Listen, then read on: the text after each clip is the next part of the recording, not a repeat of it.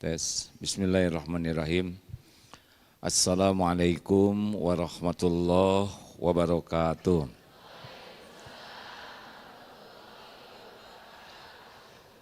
Alhamdulillahi rabbil alamin. Alladzi khalaqal mauta wal hayata liyabluwakum ayyukum ahsanu amala wa huwal azizul ghafur. Allahumma salli ala Sayyidina Muhammad wa ala alihi wa ashabihi ajma'in. Allahumma inna nas'aluka ilman nafi'an wa rizqan tayyiban wa amalan mutaqabbalan. Allahumma inna nas'aluka imanan kamilan wa yaqinan sadiqan wa qalban khashi'an wa lisanan zakiran. Ya Allah, berkahi majlis ini ya Rabb. Catatkan siapapun yang hadir, yang menyimak, menjadi hamba yang ahlul yakin padamu. Karuniakan kepada kami qalbun salim. Karuniakan kepada kami akhlakul karimah. Karuniakan kepada kami istiqomah. Karuniakan kepada kami husnul khatimah. Catatkan kami menjadi ahlul jannah.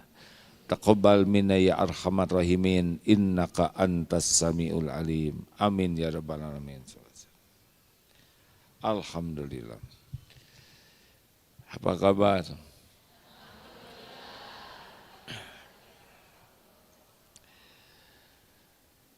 Wajah-wajah yang ada ini, wajah-wajah banyak masalah.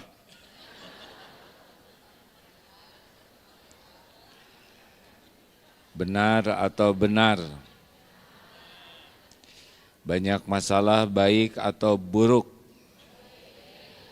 Tergantung. Kalau benar menyikapinya, jadi kebaikan. Salah menyikapinya, jadi keburukan. Jadi yang menjadi masalah bagi kita adalah masalahnya atau sikap kita terhadap masalah. Jadi yang menjadi masalah bagi ibu-ibu adalah suami atau sikap terhadap suami.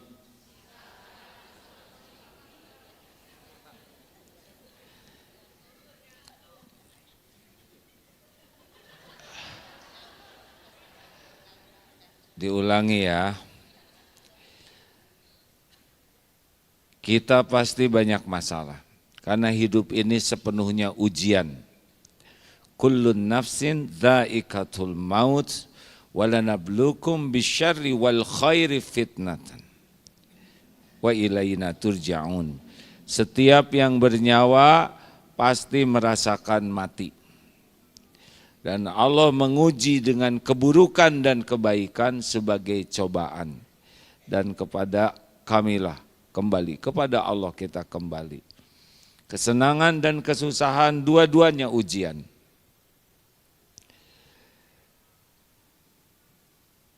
Dan para nabi diuji oleh Allah dengan ujian yang sangat berat, bukan untuk menghinakan, tapi justru untuk menambah kemuliaannya. Semua ujian dalam hidup sudah dirancang Allah, diukur oleh Allah sesuai dengan kemampuan kita. Karena Allah maha suci dari perbuatan zalim. Bedanya ujian sekolah dengan ujian hidup. Kalau ujian sekolah sewaktu-waktu saja. Tapi kalau ujian hidup setiap waktu. Ujian sekolah persamaannya adalah sama untuk meningkatkan derajat. Tapi perbedaan yang paling pokok ujian sekolah dengan ujian hidup, kalau ujian sekolah harus kita yang mengerjakan. Diserahkan kepada guru, maka kita dikeluarkan. Tapi kalau ujian hidup dikerjakan sendiri, itu yang salah. harusnya diserahkan kepada Allah dan Allah yang menolong kita untuk menyelesaikan masalah. Jelas tidak? Kalau ada ujian di sekolah, wahai guruku, engkaulah yang paling cerdas di kelas ini. Ilmumu paling luas, pengetahuan guru sangat mendalam. Ujian ini saya serahkan sepenuhnya kepada guruku yang baik hati. Jangan serahkan kepada saya walaupun sekejap mata. Tolonglah guruku. Apa kata guru?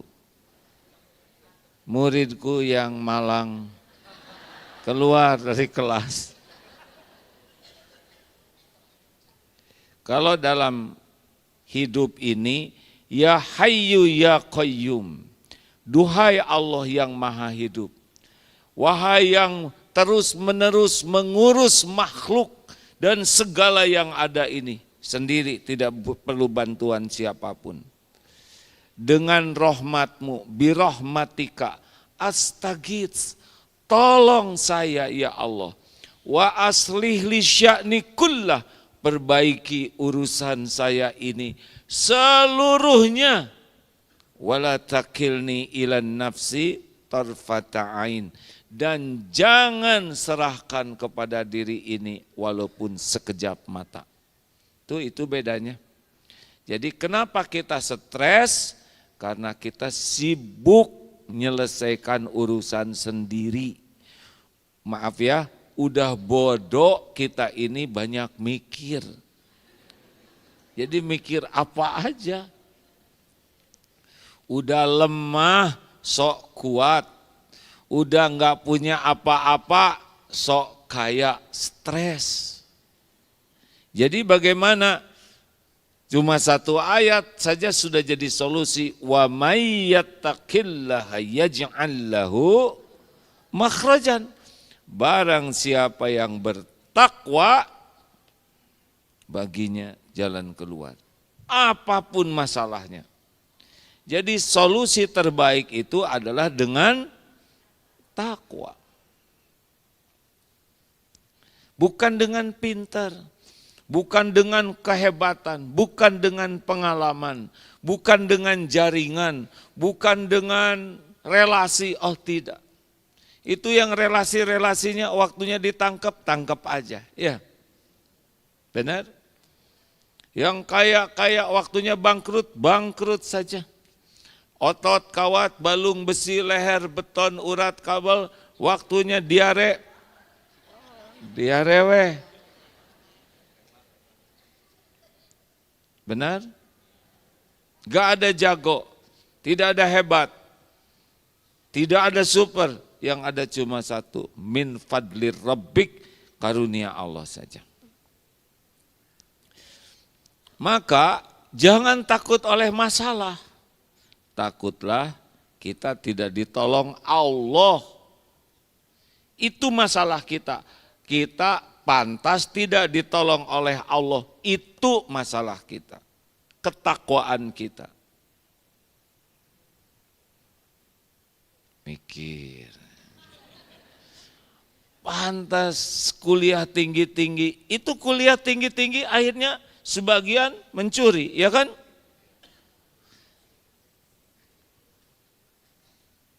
Ingin anak soleh? Punya tidak anaknya? Ini anak soleh dan solehah, apa kuncinya?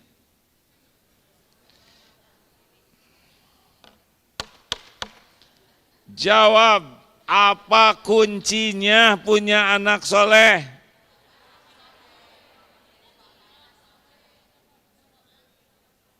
Apa Bu? Nyari bapak yang soleh? Yang ada dikemanain?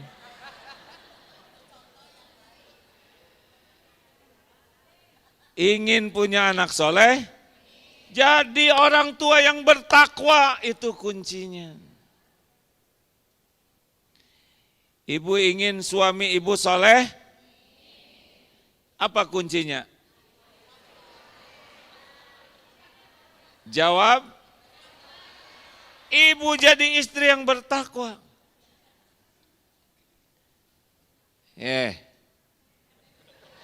Oke, ingin istri jadi solehah? Jawab. Bagaimana? Udah jadi suami yang soleh, suami takwa, itu kuncinya. Apa yang bisa kita lakukan menyolehkan orang lain? Bagaimana menyolehkan istri? Bagaimana? Didik, nggak mempan Pak. Boro-boro ngedidik istri, ngedidik diri sendiri aja nggak benar, betul? Diam Bu, ini urusan Allah. Ini jangan suka ikut campur. Kalau saya lagi urusan dengan lelaki, jangan memanfaatkan ya. Ini mau nih puas. Gimana menyolehkan anak? Gimana? Kenapa dulu orang tua di desa pendidikannya sederhana sekali, tapi bisa membimbing anak-anak jadi lebih baik akhlaknya. Lalu kenapa kita yang sekolah tinggi-tinggi malah anak jadi ngaco? Masalahnya menyolehkan itu adalah pekerjaan Allah. Allah yang membulak-balik hati. Tugas kita jadilah manusia takwa. Bisnis ingin bagus, jadilah pebisnis bertakwa.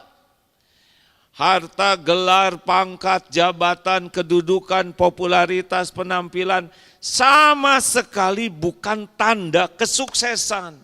Jadi kalau suami ibu jabatan naik bukan sukses, itu tanda cobaannya sedang naik. Anak lulus S2, S3 dengan predikat terbaik cum laude, itu bukan sukses, itu cobaannya lebih besar. Peluang ujubnya lebih tinggi, peluang sombongnya, peluang riaknya, peluang dengkinya, benar? Tidak jarang anak yang sarjana, ibunya makin sombong.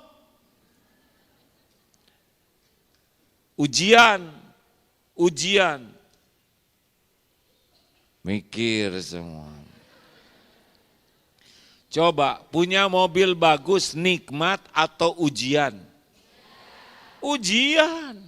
Makin mahal, makin bagus, makin keren, makin berat ujiannya. Susah ikhlasnya. Pengen dilihat orang, lihat yang lebih jelek, ini butut pisan. Padahal punya kita aja belum lunas. Itu yang butut udah lunas. Makin mahal, makin bagus, makin keren, bukan tanda sukses, tanda beratnya cobaan. Ibu malah pengen lagi beli tas mahal, pengen diuji yang berat ya. Jauh lebih ringan, kantong kresek. Iya kan?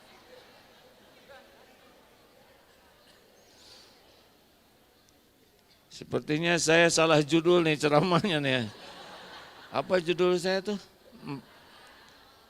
Oh itu ya nyambung. Sekarang bagaimana kita jadi orang yang layak ditolong Allah? Ada 4 akhlak. Kata Imam Malik di Maghrib, ini ditulis oleh Imam Nawawi juga. Bahwa ada 4 pilar hadis ini menjadi sumber akhlak-akhlak lainnya. Jadi fondasinya ini. Hanya 4 dalam uraian ini. Kalau ibu punya dan bapak punya 4 akhlak ini, dan ini kita jadikan target ya. Insya Allah kesananya akhlak kita baik, dan Allah mencintai orang yang berakhlak baik. 1. Man kana yu'minu billah wal yaumil akhir falyakul khairan aw liyasmut. Barang siapa yang beriman kepada Allah dan hari akhir, hendaklah berkata baik atau diam. Pilihan lisan ini cuma dua. Kalau ingin disukai Allah cuma dua pilihannya. Satu, berkata baik. Yang kedua apa? Diam. Makin tidak baik perkataannya, berarti dia makin jauh dari apa yang Allah sukai, berarti semakin jauh dari pertolongan Allah. Makanya maaf ya, orang yang banyak bicaranya, dikit-dikit celetak-celetuk, banyak komentar, tidak ditanya, sibuk menjawab, segala diceritakan, ngomel terus, banyak mencela, suka meremehkan orang lain, sukanya berargumen terus, berdebat, bertengkar, itu dijamin hidupnya itu liwe, liar wae hadenya.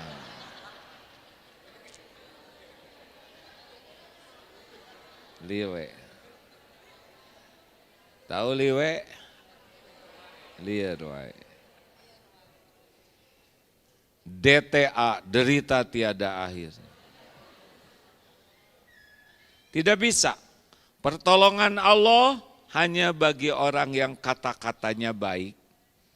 Kalau tidak bisa bicara baik, diam. Tahan Bu, makin banyak bicara tuh makin banyak tergelincir niat, tergelincir kata-kata, jadi dosa. Kalau ingin lihat orang yang hidupnya bekal menderita, bunyi terus mulutnya. Disadawai, bunyi aja, entah bagaimana. Celetak-celetuk, perhatikan ya, boleh perhatikan walaupun jangan niat buruk. Tapi perhatikan yang paling banyak bicaranya, yang paling jelek celetak-celetuknya, yang banyak komentar, banyak mengeluh, banyak mencela, banyak ngarah surah. Lihat saja hidupnya jarang bahagia. Langsung diam semua ya.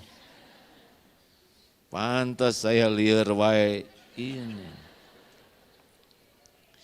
Masalah di rumah tangga, periksa. Nih lisannya tidak terjaga. Sekali bunyi enggak enak bunyinya teh. Udah kata-katanya enggak enak, nadanya enggak enak. Suami datang, "Di mana wae, Pak?" Itu baik atau tidak? Alhamdulillah Bapak pulang sehat, selamat. Nah, telat.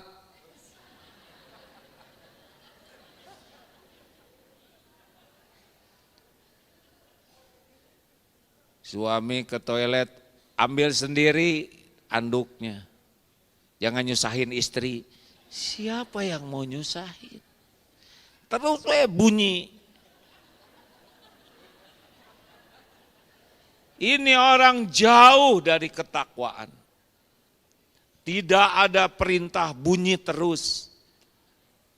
Perintah yang disukai Allah adalah berkata baik atau diam.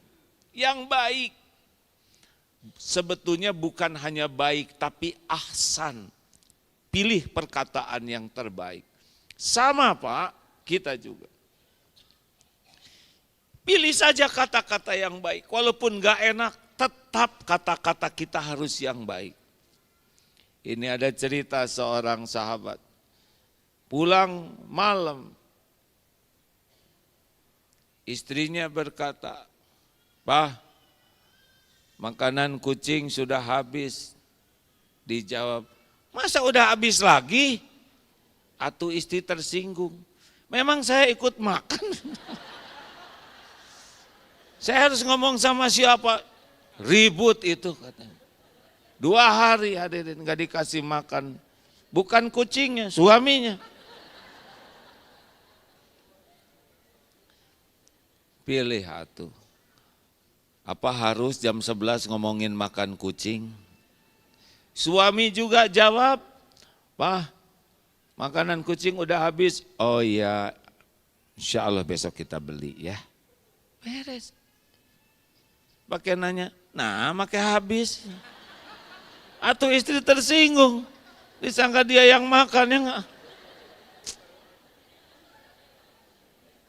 Enggak usah segala dikomentari, tidak usah segala diceletak-celetukin.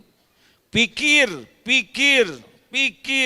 dirasa-rasakan 3 hal. Apa niat saya bicara? Apa sih niat bicara? Harus ada niatnya.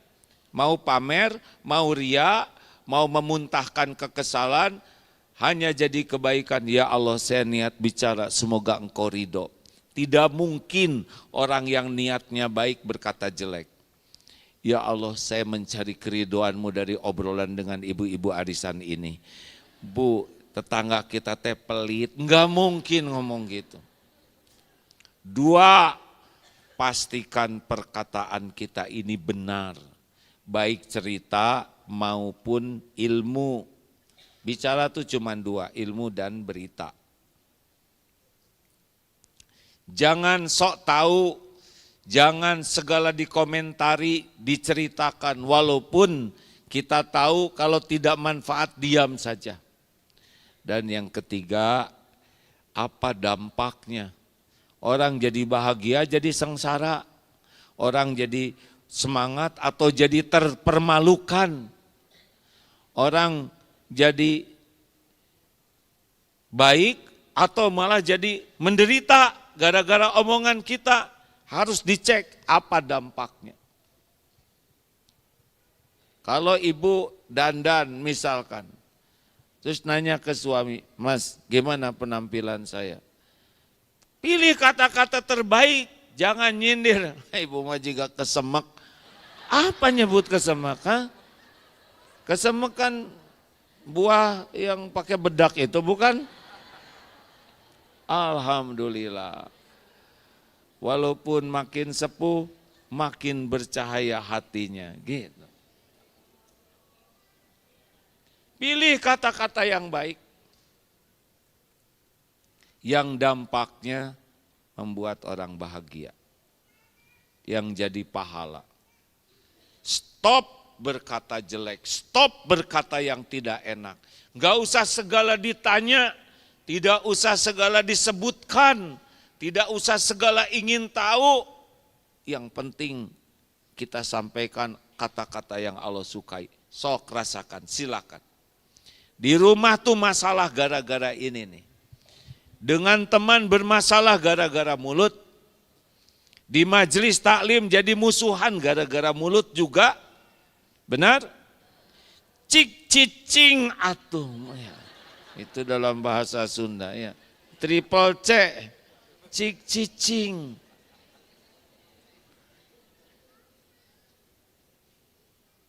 Tahan.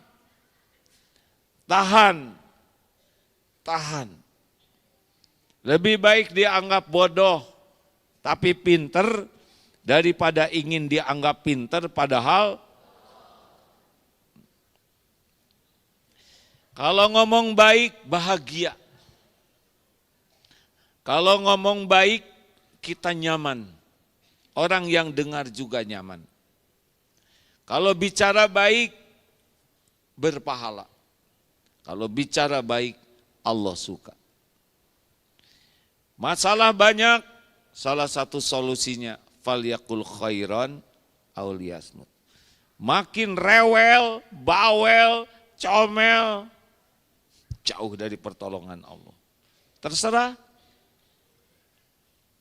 Tapi suami saya ngomong terus, itu kan mulut suami. Mulut ibu yang ini kan, itu aja yang ditahan.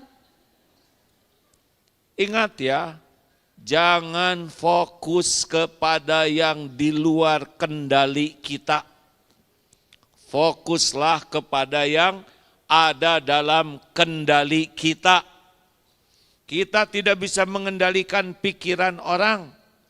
Kita tidak bisa mengendalikan perasaan orang. Betul? Orang tidak suka ke kita, udah nggak bisa diapa-apain. Orang bicara tidak bisa dikendalikan. Ya kayak ibu sekarang bunyi terus kayak gitu ya.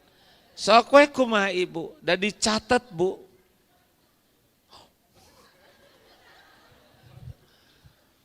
Kalau orang milih kata-katanya jelek, kita bisa milih kata-kata yang baik. Kalau orang hatinya penuh kebencian, kita bisa milih hati kita supaya penuh dengan kemaafan. Betul? Terserah. Mau ditolong oleh Allah, nih.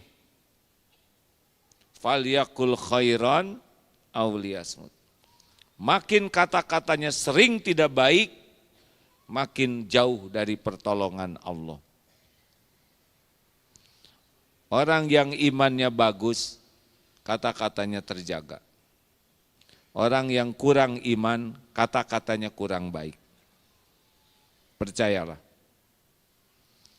Orang yang tidak terkendali kata-katanya, hidupnya tidak akan bahagia. Karena Allah tidak membahagiakan dalam dosa dan maksiat. Pulang dari sini bicara yang baik. Kepada suami, kepada istri, kepada anak, kepada khodimat, kepada siapapun. Kalau enggak ya diam saja. Setuju? Jangan dikomentari, baru juga sebentar, siapa yang mau berhenti?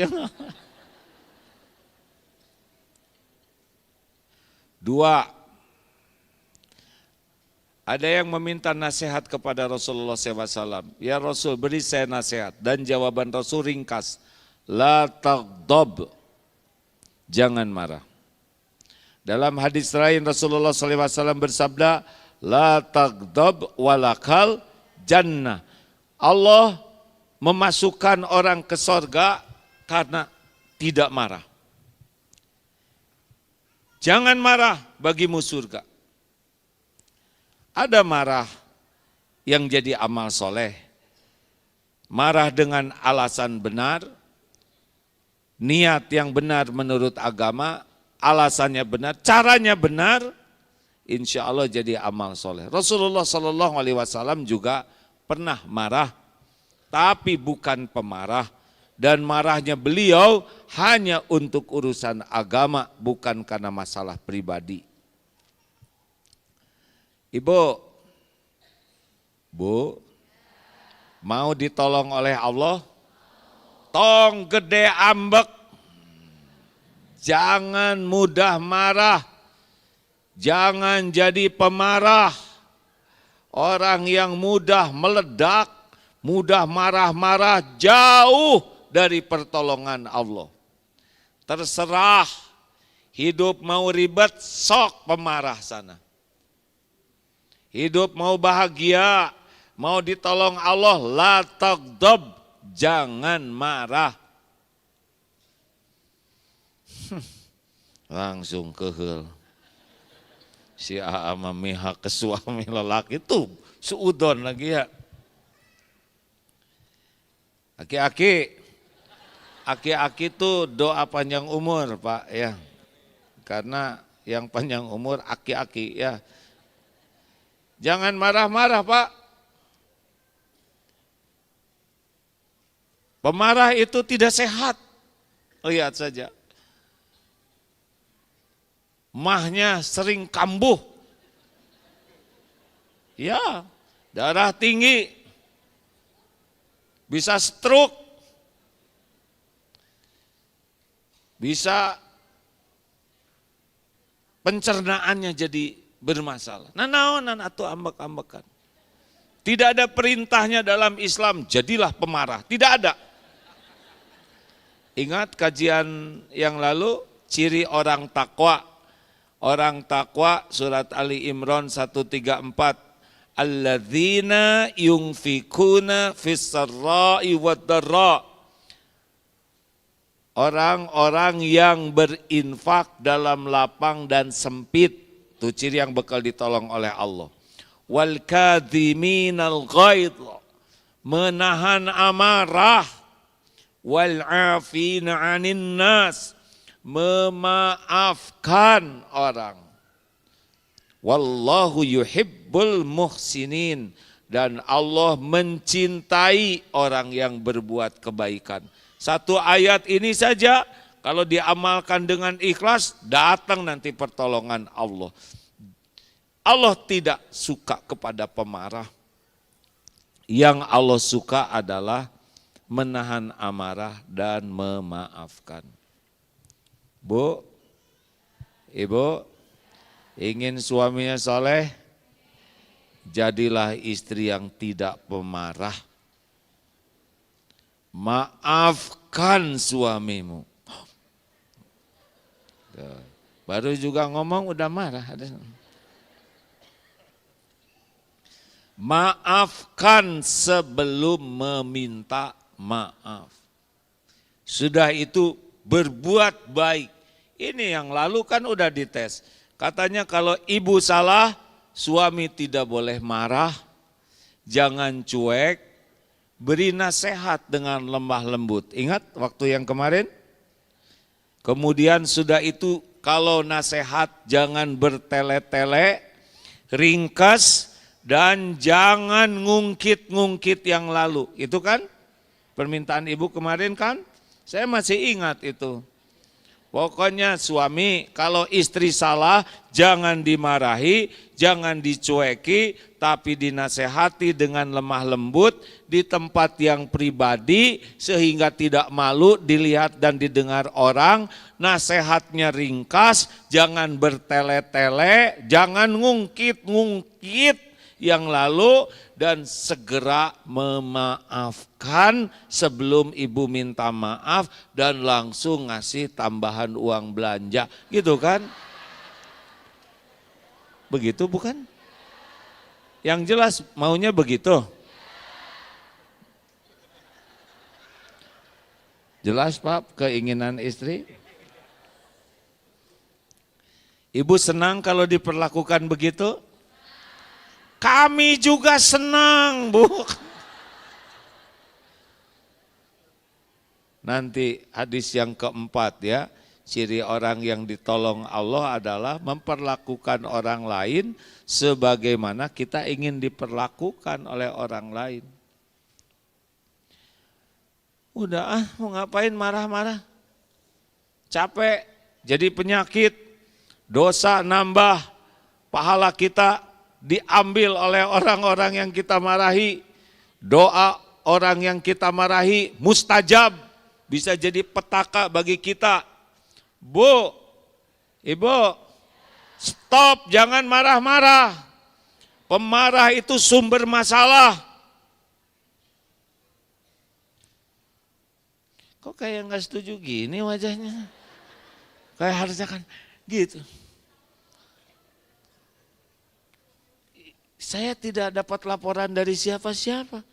Ini pasti ada yang ngelaporin nih katanya. Itu masalah kita. Kita jadi jauh dari Allah, jauh dari pertolongan Allah. Salah satunya adalah kita tuh mudah marah dan susah memaafkan orang. Jadi harus gimana dong? Jangan marah sama saya. Kita harus tahu dan harus punya tekad. Saya tidak mau jadi pemarah. Saya ingin jadi ahli takwa. Ahli takwa cirinya bukan pemarah. Saya ingin bisa menahan marah, saya ingin jadi pemaaf. Dan bisa itu. Allahumma inni a'udzubika min munkaratil akhlaq wal a'mal wal ahwa. Minta ke Allah. Ya Allah, saya berlindung kepadamu dari mungkarnya akhlak, amal dan nafsu. Minta ke Allah hadirin, Allahumma inni as'aluka, Allahumma hdini li ahsanil akhlaq la yahdi li ahsaniha illa anta. Ya Allah, tunjukkan kepadaku akhlak yang baik. Tidak ada yang dapat menunjuki akhlak yang baik selain Engkau ya Allah. wasrif anni sayyi'aha la yasrifu anni sayyi'aha illa anta. Palingkan dariku akhlak yang buruk, tidak ada yang dapat memalingkannya selain engkau. Sudah minta belum ke Allah minta akhlak yang baik? Enggak kepikir, ya mintanya duit aja. Minta akhlak, karena akhlak yang baik dicintai Allah. Ciri orang yang bertakwa akhlakul karimah. Tahan marahnya gimana? Target sesudah doa, target saya harus lulus, tidak mau jadi pemarah. Kalau ada yang menjengkelkan, apa kuncinya? Diam, itu rahasianya. Menurut Rasulullah Sallallahu Alaihi Wasallam, kalau sudah nyel di sini, diam, Bu, Pak. Kalau udah bunyi, berseri. Cik atupah. Jadi suami tesing jadi tauladan. Diam. Itu rumusnya.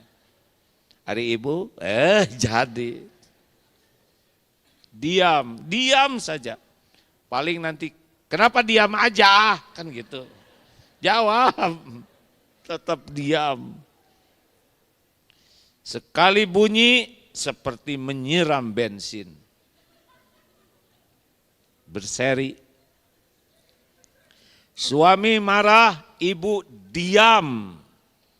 Diam saja. Lalu zikir, apa zikirnya?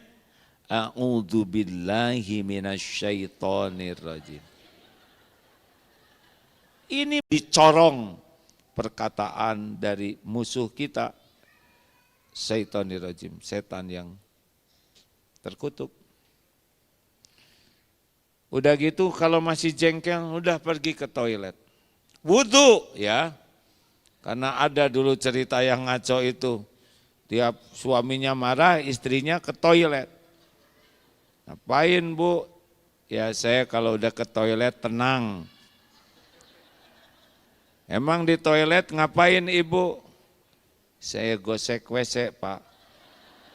Emang gosek WC bisa bikin tenang? Ya saya kan pakai sikat gigi Bapak. Wah, ini perkataan sia-sia, jangan ditiru. Pak, yang banyak sikat giginya ya. Tenang saja. Nanti kalau sudah reda juga kita akan tahu kebaikannya, benar? Jangan dimasukin ke hati. A'udzubillahi minasyaitonirrajim. A'udzubillahi minasyaitonirrajim. Jawab dong, Pak. Ya, sebentar, Bu. Sebentar gimana? Saya sedang zikir. Ya udah kalau gitu saya juga zikir. Wah. Kalau lagi marah kayak gini.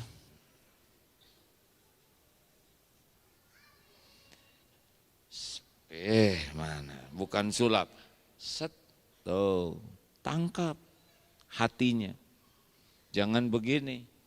Tuh. Apa artinya? Bapak teh capek tahu kenapa di rumah berantakan gini, ha? Gak ada rapinya sama sekali. Suami pulang tuh ingin rapi, ingin tenang. Udah berantakan, makanan gak ada. Pusing jadi suami tuh. Terus kata istri, ngomong apa? Belum nyobain capeknya jadi wanita, ha? Saya ini capek, Pak. Gak ada istirahatnya. Apa artinya itu? Kalau istri ngomongnya menang, kalau suami ngomongnya menang, istri kalah, istri pengen dipulangin. Sekarang istri ngomongnya menang, suami nggak pulang-pulang. Coba kalau suami lagi marah, capek, iya Pak, tangkap. Oh iya, saya makin ngerti betapa beratnya jadi seorang kepala keluarga. Nah, Begitu. Saya senang bisa dipahami. Iya Pak, semakin lama saya paham betapa beratnya tanggung jawab Bapak. Dunia sekarang susah cari nafkah. Alhamdulillah kalau bisa dipahami. Turun. Maafkan saya Pak, biasa aja. Saya yang tadi lagi emosi. Ini lumayan tadi saya dapat uang. Teknik jitu. Gitulah. Bapak juga kalau istri punya keinginan jangan langsung ditolak, dilarang. Pak, pengen dong punya tas baru. Oh ya, sok atuh. Yuk kita beli. Gitu. Walaupun nggak punya uang. Daripada tas lagi, tuh orang lain juga ditahan karena ribut. Baru juga ngasih segitu, rewel. Udah diajarin kan, tidak ada berdebat. Iya Bu, sekarang ya Pak, ayo sok atuh Ibu pilih tas mana yang Ibu cocok. Kalau udah cocok kasih tahu Bapak ya. Bapak nunggu di luar supaya Ibu leluasa belanjanya. Pilih, ya kan malu dilihat nanti kan. Bapak nunggu di musola aja ya Bu, Ibu sing leluasa. Udah sholat, ya Allah. Tasnya udah banyak, uang buat bayarnya juga enggak ada. Tolonglah ya Rob, hanya Engkau yang membulak-balik setiap mata dan setiap hati. Nggak usah gitu doanya, selamatkan istri saya ya Allah. Tunggu lagi, gimana Bu, ada yang cocok? Ada yang cocok Pak? Jelek-jelek? Yes. Allah yang ngebulak-balik hati Pak daripada berantem, betul? Udah mah pasti kalah lagi kita. Jangan marah-marah ya Bu. Pak, tahan. Kasihan anak-anak. Mereka dapat pendidikan buruk dari ibu bapaknya. Pasti ada hal yang harus kita selesaikan. Tegas dan santun. Bukan marah-marah. 3. Min husni islamil mar'i. Min husni islamil mar'i tarkuhu malayakni. Ini hadis Sahih Bukhari. Ini hadis-hadis ada dalam kitab Imam Nawawi ya. Oh, dalam hadis Arba'in.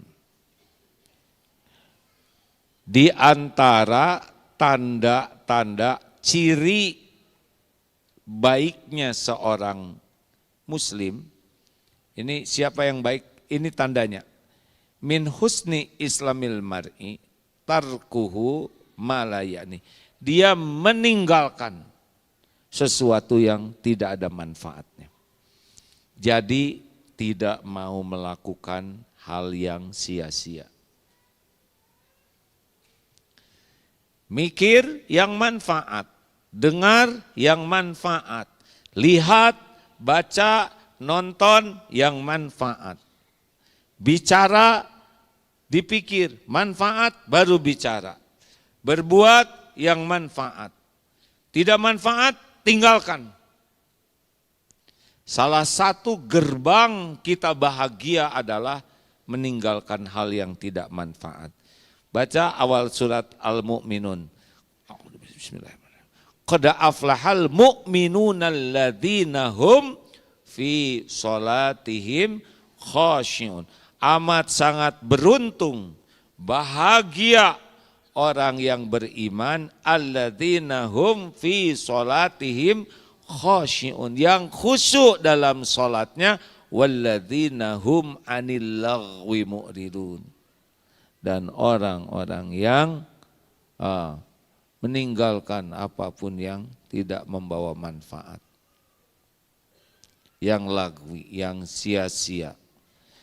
Jangan lakukan yang tidak manfaat, karena kalau kita biasa sia-sia itu langsung berubah jadi maksiat. Gerbang maksiat itu dari sia-sia dulu. Kalau kita penuh dengan kebaikan, tidak bisa melakukan sia-sia. Susah maksiat. Kalau waktu kita diisi oleh kebaikan, kita tidak akan mengisi dengan sia-sia, apalagi maksiat.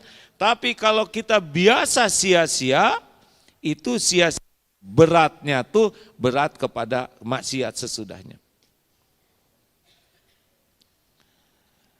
Sudah 5,5 jam orang Indonesia pegang HP. Bisa jadi pembuka pertolongan Allah, bisa juga HP ini menutup pertolongan Allah. Kalau HP ini dipakai yang manfaat, baca Al-Quran dengan terjemahnya, baca hadis-hadis Rasulullah SAW, baca pelajaran agama, dengar, lihat YouTube dari para ulama yang ikhlas dan istiqomah, dengar kisah sahabat, kisah para rasul, kisah orang-orang soleh, termotivasi oleh hal yang manfaat. Ini penguat iman, pembuka pertolongan Allah. Ini HP nih, HP ini milik Allah semuanya. Semuanya punya HP kan? Tapi ini juga sumber bencana bagi kita. Tebak, nafsu kita sukanya lihat yang baik, yang buruk.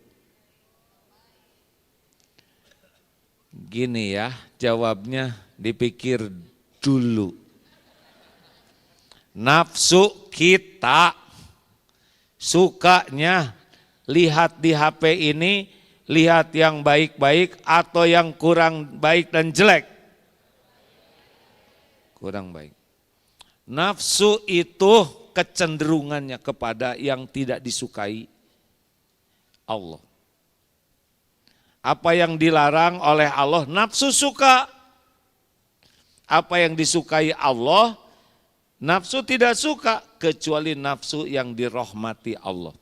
Coba, jangan langsung soleh ya, asli dulu. Kalau kita tidur, lagi dingin nih, jam 3, enaknya tahajud atau terusin tidurnya? Jujur. Yang disukai Allah tahajud atau tidur? Yang disukai nafsu tahajud atau tidur? Yang disukai ibu-ibu? Percaya tidur. Sederhananya begitu. Jadi harus ada mujahadah. Uang 120.000. 170 lah, 3 lembar. Yang disukai Allah yang mana kira-kira? Sedekah yang mana? Yang disukai nafsu yang mana? Ternyata 175. Yang mana jadinya sedekahnya? Namanya mujahadah tuh lawan. Keluarin 5.000, yang dimasukin yang 100.000. Pasti kecewa. Kenapa enggak dari dulu saya jadi dermawan? Mana qasad sadaqatun min ma'alin. Tidak berkurang harta dengan sedekah. Selama ini aja pelit dicukupin. Bagaimana kalau kita dermawan? Benar? Jangan lakukan sia-sia. Ada cobaan sekali nih yang semenitan ini ya. Tapi giliran a'udzubillahi minasyaitonirrajim, skip. Allahu la ilaha illa huwal hayyul qayyum. Beres. Rasulullah sallallahu alaihi wasallam ngaku. Nanti sesudah ini, aduh gara-gara ceramah si Agim nih, Kepaksa harus saya dengerin. Tetap bunyi itu ayat kursi, tapi ditinggalin HP-nya. Ketawanya menjiwai ya. Ingat aja, nafsu menyukai kita berbuat sia-sia dan maksiat. Ingat banyak. Dan Allah menyukai kita berbuat kebaikan. Tinggalkan semua kesia-siaan, sekuat tenaga ya. Terakhir, la yu'minu ahadukum, tidak sempurna iman seseorang. Hatta yuhibba li akhihi ma yuhibbu li nafsih, hingga dia menyukai apa untuk saudaranya sebagaimana menyukai apa untuk dirinya. Jadi kalau kita senang sesuatu dan saudara kita dapat sesuatu, kita senang. Ini iman. Ada yang tidak senang orang lain dapat sesuatu, nah itu kurang iman. Padahal saudaranya, padahal kakaknya, padahal adiknya, padahal teman sepengajian, dia umroh nggak rela. Hah, kenapa dia umroh? Iqra baru jilid 5, nggak mungkin. Nggak rela.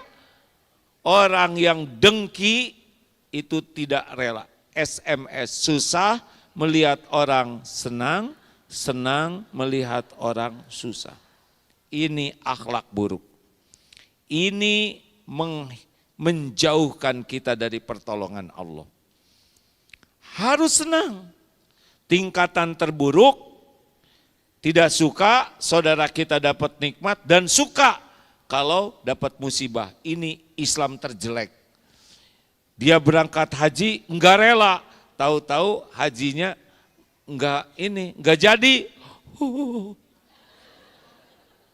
Ini manusia Islam buruk, si dengki. Ibu-ibu perhatikan ini. Periksa nih. Kalau teman beli kulkas, beli TV, kemudian kita ngebenggul di sini, lalu gordeng kita copot dipakai noongin tetangga, mau apa? Terserah Allah mau ngasih rezeki apa kepada siapa. Apa urusan kita? Allah mau ngasih rezeki rumah, mau ngasih naik pangkat, mau mengumrohkan seseorang, mau ngasih cincin yang bagus, mobil bagus, sesuka Allah. Apa urusan kita dengan jengkel? Nanaonan. Ini jelek sekali, benar. Allah membagikan sesuka Allah, kita tidak ridho. Kita uring-uringan. Apa ini, Error. Ini seperti iblis. Nabi Adam diciptakan, iblis gak suka. Apa berubah takdir Nabi Adam? Tidak. Mulia saja terus. Iblis yang sengsara. Benar? Tiap orang punya kapling takdir masing-masing. Jangankan sekomplek, jangankan seangkatan, seibu sebapak aja. Beda-beda takdirnya, benar? Dan perjalanan hidup ini ada episode masing-masing. Ada waktunya tidak punya duit, ada waktunya dibikin kaya oleh Allah, ada waktunya ditahan rezekinya, ada waktunya diambil sesuka Allah. Apa urusan kita pakai dengki, Urusan kita ikut bahagia, baru dapat pahala. Kalau saudara kita kena kesusahan, kita ikut prihatin, baru kita juga dapat kebaikan. Karena Muslim itu satu tubuh, kalau satu sakit semua kerasa.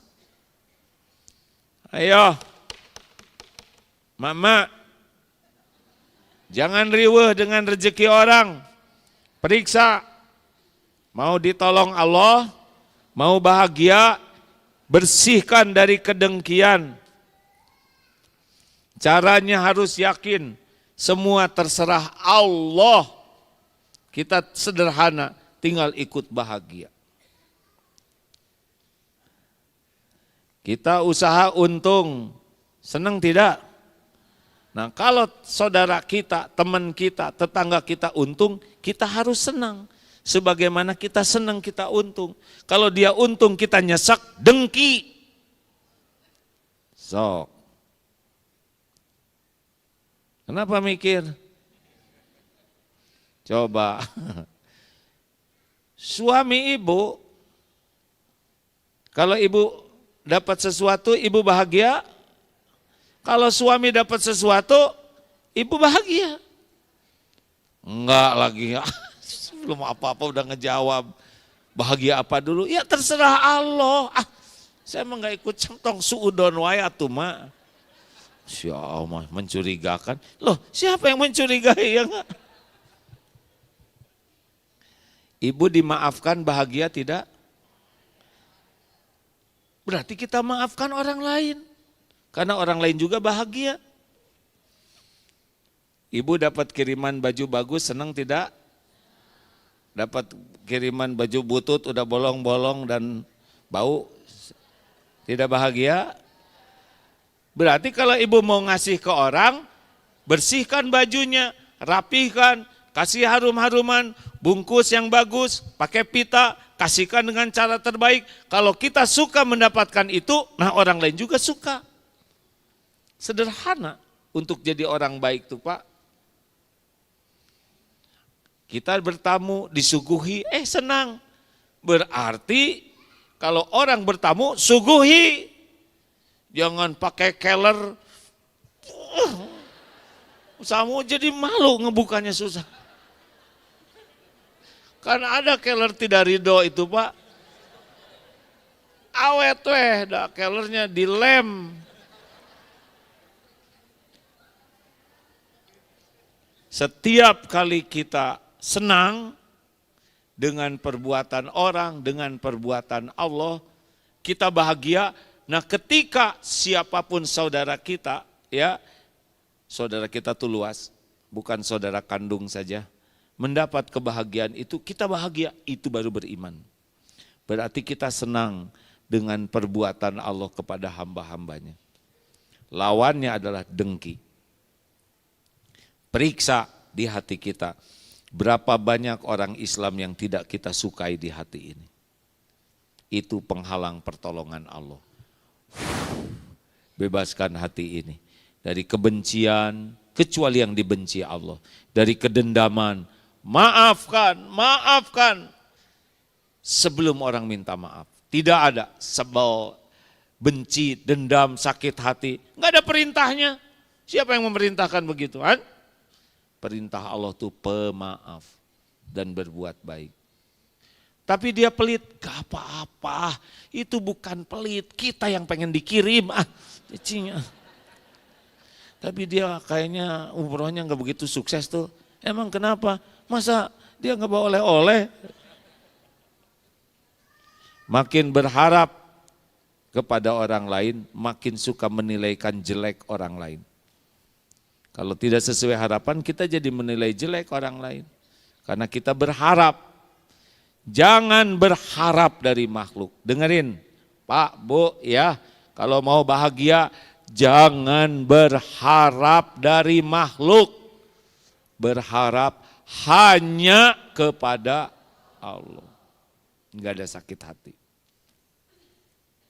Pak, saya enggak berharap dijawab karena saya sakit hati nih. Udah, kalau punya istri mah nggak usah pintu ingin dibuka, dilayani pakai kopi atau air hangat, disiapkan anduk, baju untuk mandi, nggak usah berharap. Kita aja lakukan yang terbaik. Kita masuk ke rumah, misalkan lagi baud, assalamualaikum, ya waalaikumsalam. Mungkin capek ya, husnuzon. Doakan, semoga dibahagiakan oleh Allah selalu. Amin. lihat ternyata makanan nggak ada, ya sudah, saum aja, ya. Nggak makan malam nggak apa-apa, hitung-hitung tidak nambah berat badan, benar? Bapak punya keinginan ke istri, istrinya lagi bete, minta wae ke Allah, ya Allah. Udah, ya Allah yang ngebulak-balik hati Pak. Kalau berharap nanti giliran nggak mau, sakit hati, jadi emosi. Kalau tetap enggak, ya berarti bukan rezekinya, beres ya. Oh iya begitu. Sama mama juga ya. Minta ke Allah. Dan tidak ada nikmat bentuk apapun yang bisa datang kecuali wama bikum min nikmatin faminallah, kecuali dari Allah. Dikasih, alhamdulillah. Enggak dikasih, ke apa-apa ya. Alhamdulillah. Apa aja? Tong kamana wae pikiranana hadirin. Apa? Apa aja? Udah. Demikian hadirin sekalian. Nih penafsirannya kemana wae. Sudah. Alhamdulillah. Berapa menit lagi azan? Kan? Alhamdulillah. Udah. Pokoknya mah jangan berharap dari makhluk, capek, banyak sakit hati.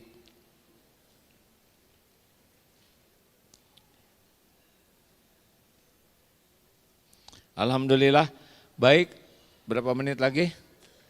20 menit, 10 menit untuk pertanyaan, sisanya untuk doa sambil kita bersedekah ya, berkenan. Uji ketakwaan.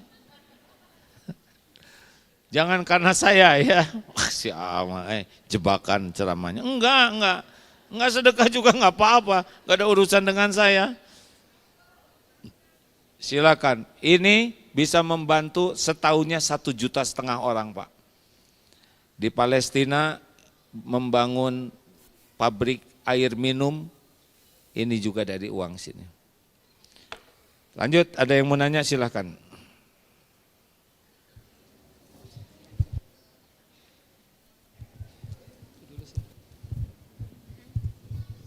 Assalamualaikum warahmatullahi wabarakatuh.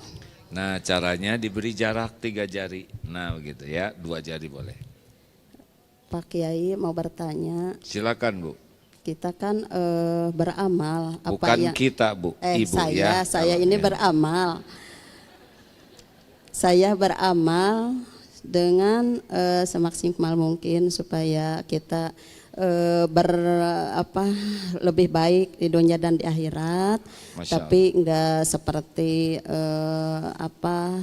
Kiai contoh yang lebih tinggi, tapi kami berharap supaya keluarga mengajak kepada keluarga yang lebih baik supaya rajin beribadah, rajin bertahajud. Terima kasih. Assalamualaikum warahmatullahi wabarakatuh. Pertanyaannya apa? Iya, menanyakan supaya keluarga lebih baik dan beramal lebih tinggi. Oh, Ibu ingin anak jadi ahli tahajud, ya. Istri jadi suami jadi ahli tahajud. Ya. Pertama ya. Kita yang tahajud dulu, ya. Sudah, ya. Bukan sudah Bu. Pertanyaannya sudah khusyuk belum tahajudnya, gitu ya? Insyaallah belum. Nah itu jawabannya. Belum khusyuk. Nah itu jawabannya ya. Sebab kalau kita merasa saya sudah tahajud, berarti kita tidak ada perkembangan tahajudnya. Saya tahajud tapi masih jauh dari kehusuan. Bacaannya juga saya tidak ngerti. Kemudian lagi sholatnya juga ngelantur. Nah itu yang harus kita akui. Perbaiki tahajud, lalu doa. Ya Allah bangunkan. Dan membangunkannya penuh dengan kasih sayang. Bangun, tahajud atau salaki, mana teh kudu jadi contoh. Error. Ya, suka kita. Misalkan kata suami mah, tatangga we teu tahajud balager, mah tahajud bengis. Kan jadi masalah. Harus lembut. Ke anak juga gitu. Membangunkan anak teh begini Bu. Sini, dengerin Mama. Kalau membangunkan anak, tangan ke anak, hati ke Allah. Ya Allah, ampuni saya belum jadi orang tua yang baik. ibadah belum bagus, engkau tahu, tapi mohon tolong anak saya ini ya Rob, titipanmu ini bisa sholat, bisa tahajud, sambil diusap kalau remaja mah ya. Ya Allah bangun nak, bangun sayang, sudah azan waktunya sholat. Ayo supaya disayang Allah, supaya ditolong Allah. Gitu kata-katanya yang positif. Mana teh yang kanaraka, ha? Horor. Kata anak teh, duh ibu mah rajin sholat teh jadi neraka wungkul. Doa, doa, doa, doa. Udah bangun ke masjid, udah itu besoknya enggak ke masjid lagi. Jangan kalah. Karena anak, lelaki, suami tidak ke masjid kan ketipu oleh setan. Ya. Lagi diculik lah. Ya. Kita tolong, bukan menghakimi tapi membantu. Ya Bu ya? Ya. Sampai kapan saya bantu anak bisa sholat? Sampai kita mati. Karena ngajak kebaikan itu amal soleh. Jelas? Jelas. Kamu? Lanjut, ada lagi?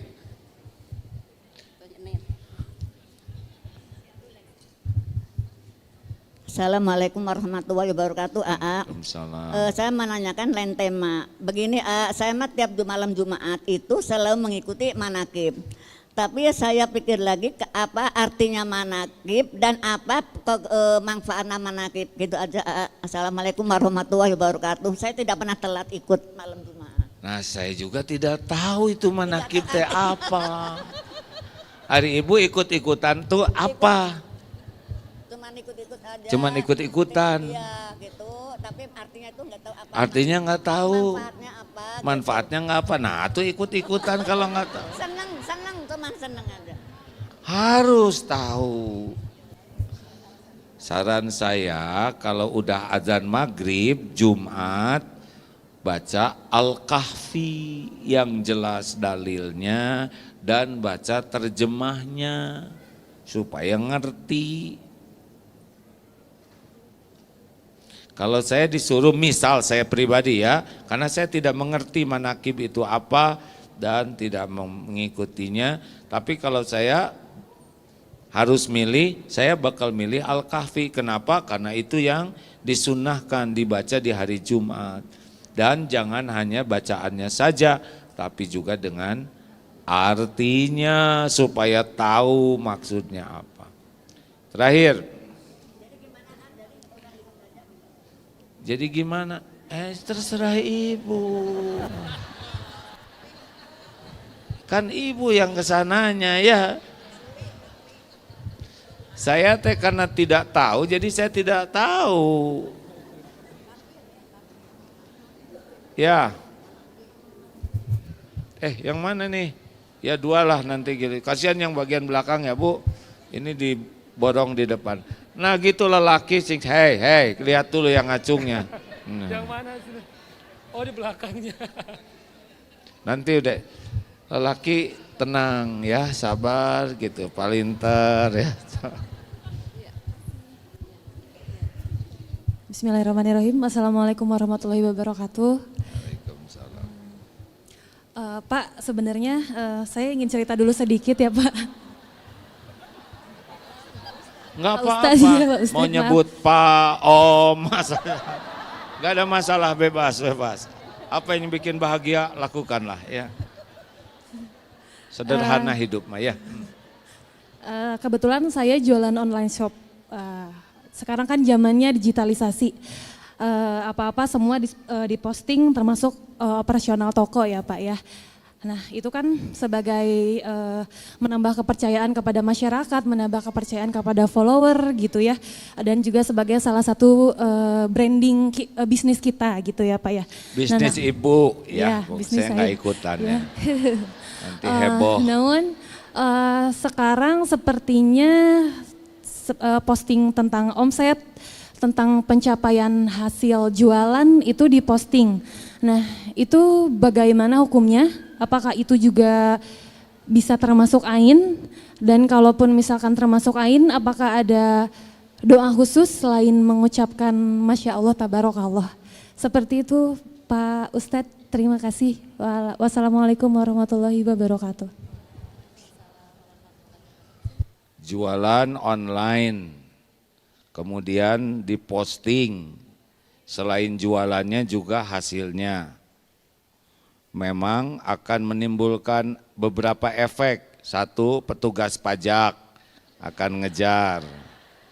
Dua, yang iri mulai akan sibuk menjatuhkan, ya kan? Mulai dijadikan sasaran. Yang ketiga, kitanya bisa jadi ria. Pertanyaannya, wajibkah kita menjelaskan omzet kita? Saya juga pelaku bisnis ya Bu ya. Sebetulnya orang itu tidak perlu tahu detail penghasilan kita, betul tidak? Tapi barangnya berkualitas, pelayanan berkualitas secara syariat ya. Karena sebetulnya yang menakdirkan orang beli ke kita itu adalah Allah. Jadi tidak ada satupun rezeki datang kecuali Allah yang menggerakkan. Kalau ada pilihan tidak usah diposting dan tidak usah jadi masalah baru, ya nggak usah diposting. Ya. Percayalah, dengan yakin pelayanan yang baik, niat baik, lebih aman ke hati kita, aman ke hati orang, Allah juga nanti yang ngasih rezeki. Ya, diposting tidak diposting sebetulnya sama saja, Allah yang ngasih rezekinya. Terus siapa lagi selain Allah yang ngasih rezeki? Halo? Terus siapa lagi? Enggak ada lagi. Allah satu-satunya pemberi rizki. Kapan, di mana, berapa jumlahnya, lewat siapa, itu Allah yang tentukan. Kadang ibu lewat suami, suaminya dibuat meninggal oleh Allah, nanti ada jalan. Lewat anak, lewat itu, bapak gajinya tidak terlalu besar, tapi bapak ibadah bagus, hatinya ridho, nanti anak dapat beasiswa, ke dokter juga digratisin, ya Allah nanti yang ngatur. Kita nggak punya uang buat umroh, tapi Allah lihat ibu doa terus minta umroh, nanti ada jalannya sendiri. Kalau Allah mau ngundang, Allah kasih jalan. Semua pembeli itu Allah juga yang menggerakkan. Makanya kalau kita dagang, jangan mengatakan pembeli adalah raja, kecuali kalau yang datangnya Pak Charles ya, dari Inggris, AA Charles. Tahu kan? Anaknya Teh Eli.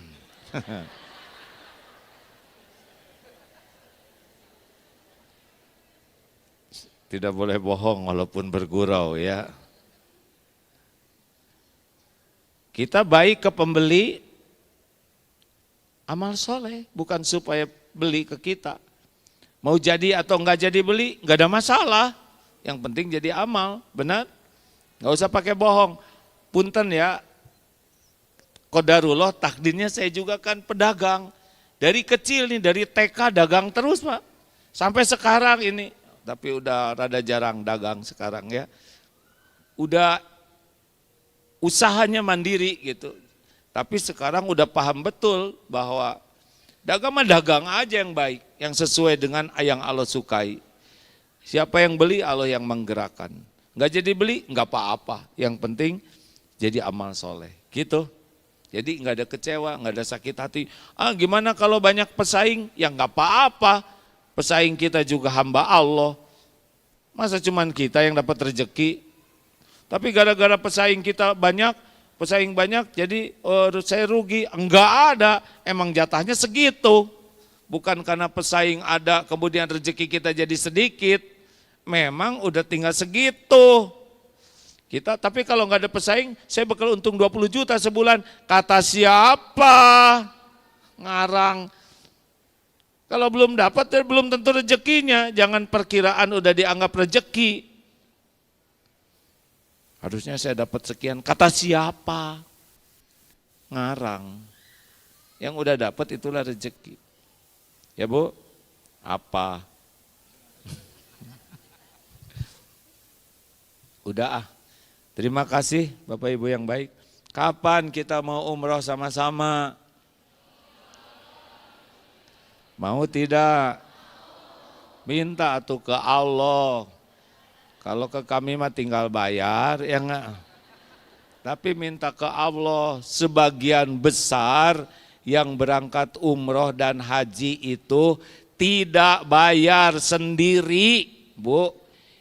Ini insya Allah besok tanggal 15 berangkat. Nanti tanggal 21 November insya Allah berangkat. Kalau mau sama-sama hayu, tapi syaratnya harus niat umroh dan mesantren. Jadi setiap hari belajar, seperti ini. Karena kalau enggak belajar, susah ningkat iman dan amalnya. Ya, minta ke Allah. Sebagian besar tuh enggak pada bayar. Dari satu bis misalkan 45 orang yang bayar paling 6, 7, paling tinggi 10. Selebihnya enggak bayar sendiri. Dibayarin suaminya. Syariatnya. Ada yang dibayarin istrinya. Bayarin anak, bayarin mantu, dibayarin orang tua, dibayarin mertua, dibayarin atasan, dibayarin kantor. Ada yang dapat hadiah, ada yang dituker, ini sakit nggak jadi. Selebihnya mah nggak ngongkos sendiri, asli nih Bu. Hakikatnya Allah yang ngongkosin semuanya.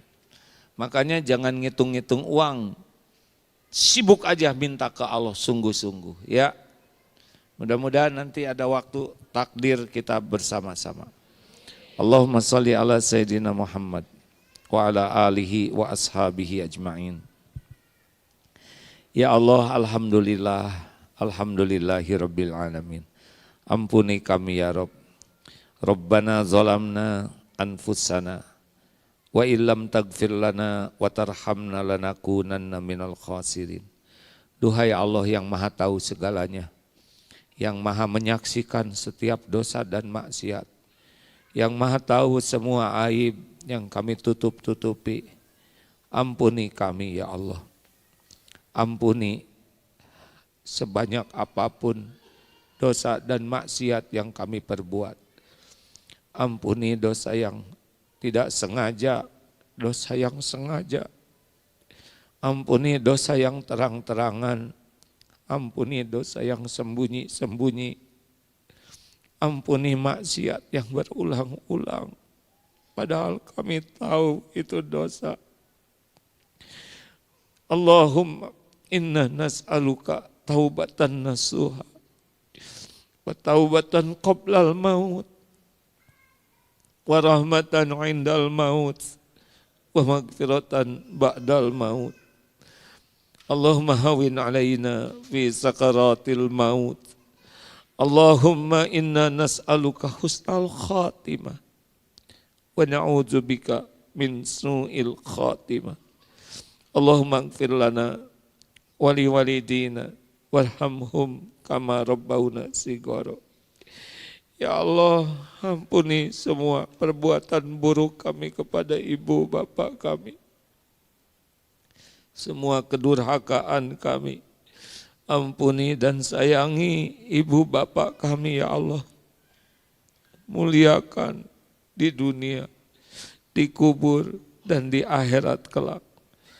Ya Allah, ampuni dosa kami kepada keluarga, kepada pendamping hidup kami, kepada anak-anak yang Engkau amanahkan. Rabbana hablana min azwajina wa dzurriyyatina qurrata a'yun waj'alna lil muttaqina imama. Karuniakan kepada kami keluarga yang berakhlakul karimah, keluarga yang penuh barokah, keluarga yang istiqamah, keluarga yang seluruhnya husnul khatimah. Berkahi jamaah ini ya Allah. Jangan biarkan satupun yang sakit kecuali Engkau sembuhkan ya Syafi. Yang sedang kekurangan kecuali Engkau cukupi rizki yang halal barokah. Yang sedang dililit hutang kecuali Engkau lunasi ya Allah ya Ghani.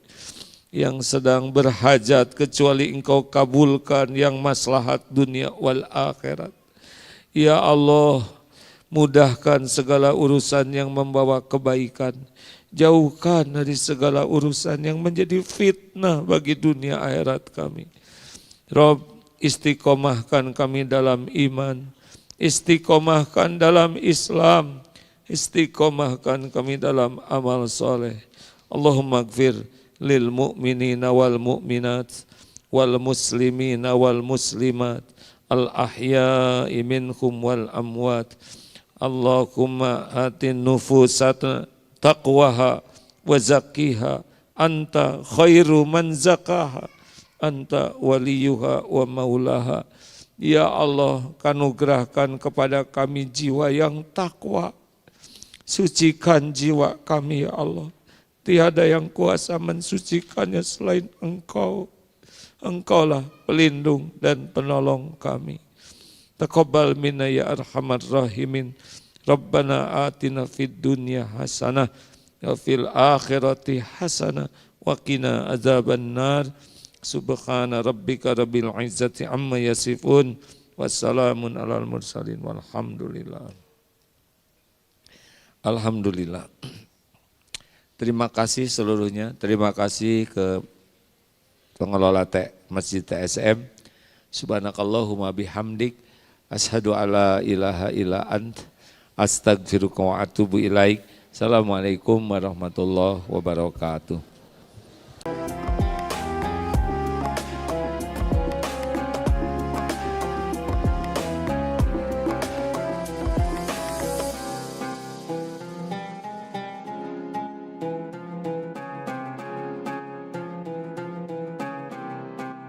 Jangan lupa, saya bilang sekalian, terus berlangganan di Darut Tauhid Official.